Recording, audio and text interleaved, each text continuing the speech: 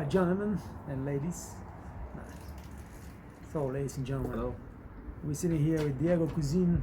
We're gonna do the interview that I promised you a long time ago. My F&B director from the Intercontinental in Davos, and now we're gonna talk about how to be a F&B director, how to become a hotel manager. Diego will tell us some of his stories, where he's been, what's going on, how he started everything in the career in the hospitality industry.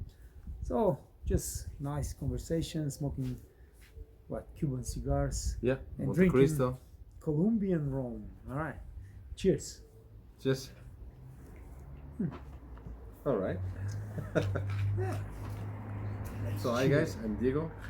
So basically, I started when I was very young. I started my career when I was 14 years old. Started with the first season, and I try always all the time to stay in luxury segment, to be a luxury hotel. Very important, by the way, because you want to work.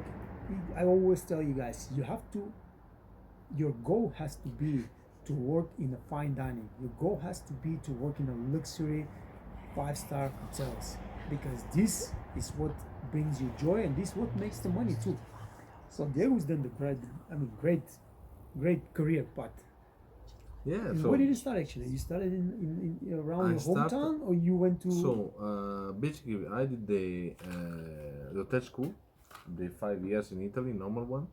But with the school, I had the privilege to go to do like a training ship in at Villa San Michele in Florence. So it's a 5-star hotel, luxury, near to Florence, on top of the hill. And at that time, it was Orient Express company. Now it's Belmondo. Now is the owner from Louis Vuitton. So you started directly with the top of the top. I've been very lucky. Yeah. No, because I always But try. you actually, when you are trainee, you have a chance to do that, because when you're trainee, if you push it a little bit, you can land a training job like that. Is there no more? No, there is no more. Oh my No, we have a God. lighter. Okay, so We find out the lighter straight away. Gabriela, bring me the lighter. Thank you. Okay, Gabriela. We have the girls here with us, Yeah, and it's a little they are complicated, hiding like- behind. like-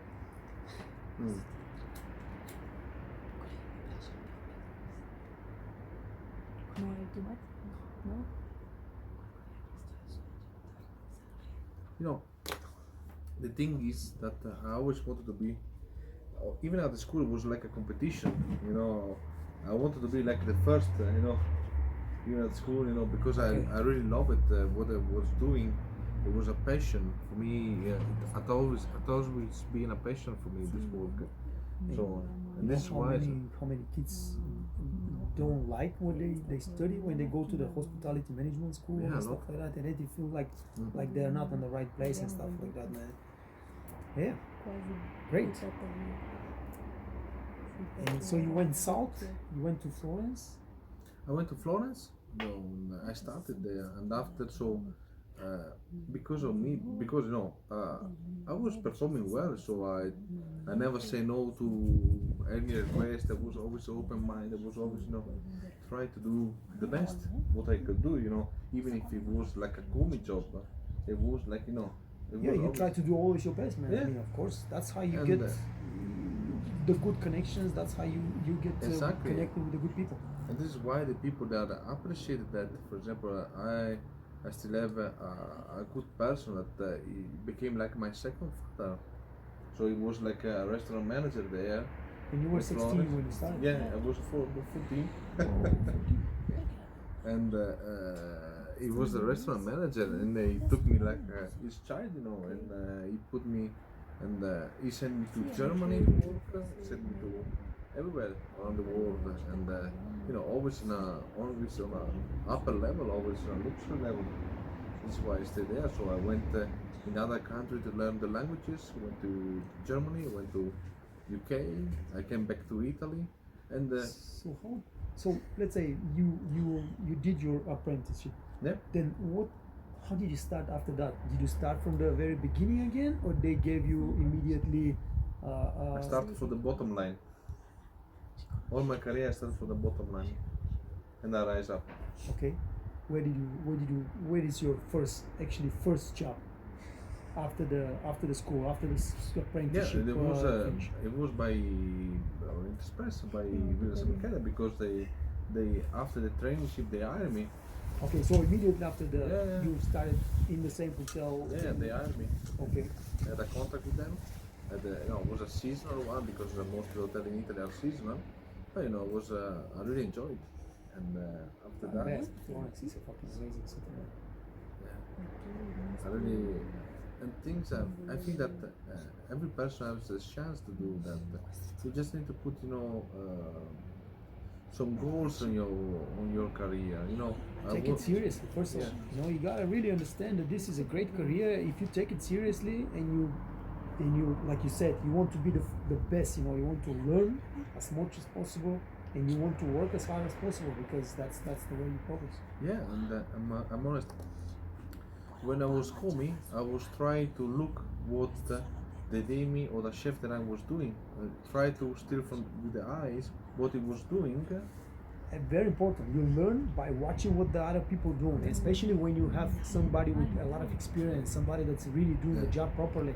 You watch what they do and you try to do what they do, and then you train and you learn from this person 6 months, and you go to the manager and say, hey, I can do the same job, because I've been learning and I know everything, and I can be also a chef de rank or head waiter or whatever the next step in your career is.